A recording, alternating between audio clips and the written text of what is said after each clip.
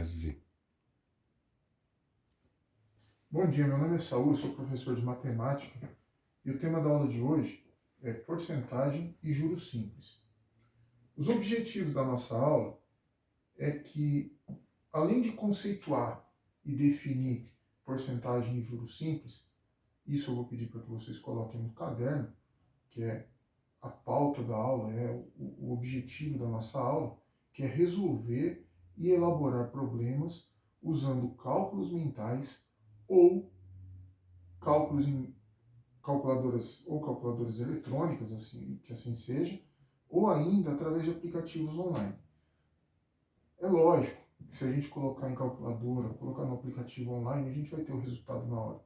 Mas para que a gente possa fazer isso, a gente tem que entender de onde saiu essa informação, de onde foi conceituada e toda a história por trás disso. Da mesma maneira, para que a gente possa conhecer um pouco de porcentagem de juros simples, no conceito de porcentagem, existe uma curiosidade que a porcentagem ela vem do latim percentum, que é por cada cento, ou parte de um todo. Por que a gente diz parte de um todo? Esse todo é qualquer grandeza numérica. Quando a gente fala de grandeza numérica, pode ser uma grandeza de medida, pode ser uma unidade, pode ser um valor monetário. Mas, a partir disso, quando a gente vai conhecer a porcentagem, juros simples, a gente tem que ter o quê? A gente tem que saber as operações matemáticas, a gente tem que saber, a partir das operações matemáticas, a nossa querida fração. Por que eu falo da fração? Porque a fração, se eu fizer uma demonstração aqui de 25 sobre 100, qual a informação que você tem? Como que você lê isso aqui? Eu posso ler 25 centésimos, que representa da mesma maneira isso aqui. Mas também eu posso representar tudo isso como 25%. E esse é o nosso sinal da porcentagem. Da mesma maneira, a gente tem que ter dentro dessa conceituação, dessa história da porcentagem, a gente pode fazer um exemplo de como calcular essa porcentagem de uma maneira simples. E aí, eu posso fazer da seguinte maneira. Vamos pensar aqui na escola. Nós temos 300 alunos na escola. E a secretaria informa que 12% desses 300 alunos vieram transferidos de outras escolas. E aí eu pergunto, quanto representa esses 12%? Eu posso fazer de 3 formas. Posso fazer pelo método prático, posso fazer pela regra de 3, ou ainda eu posso fazer pelo cálculo mental. Primeiro, vamos fazer pelo método prático.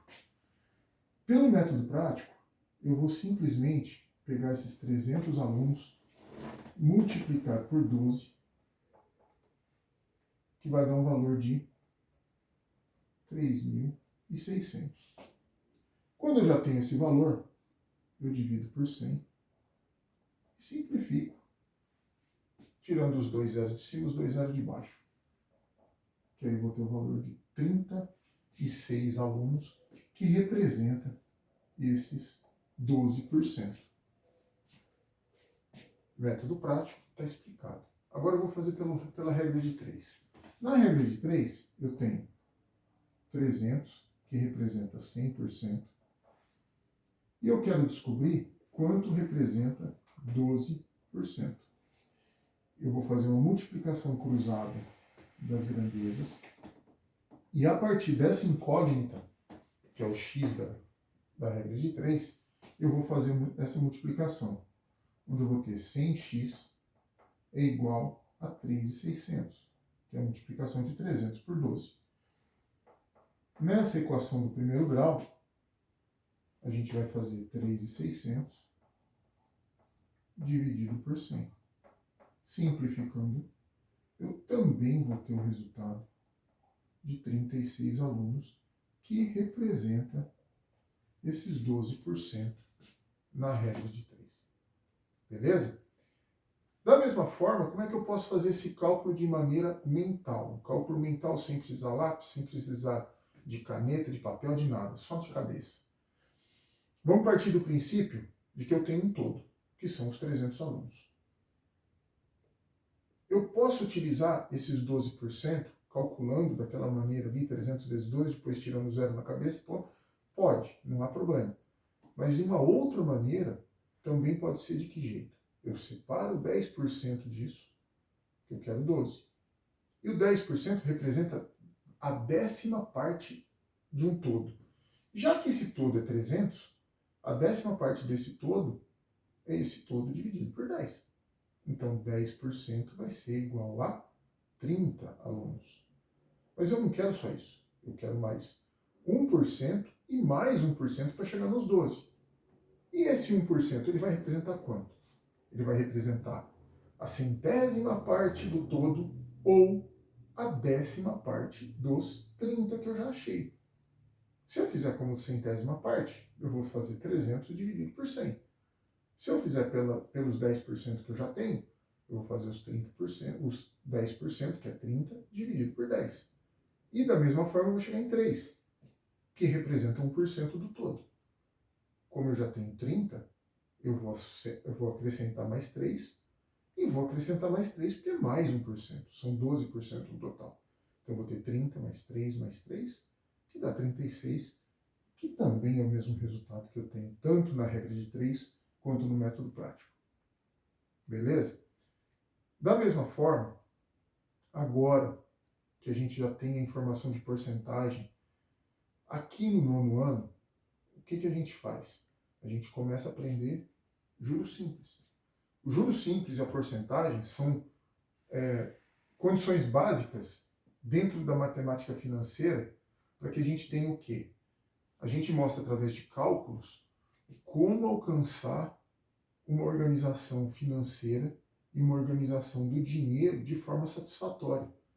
Então, o juros simples e a porcentagem, da mesma forma que na hora que na porcentagem você precisa saber fração, precisa saber as operações básicas, que é toda aquela gama de informações que a gente precisa ter para poder saber a porcentagem, na hora do juros simples, eu preciso saber a porcentagem.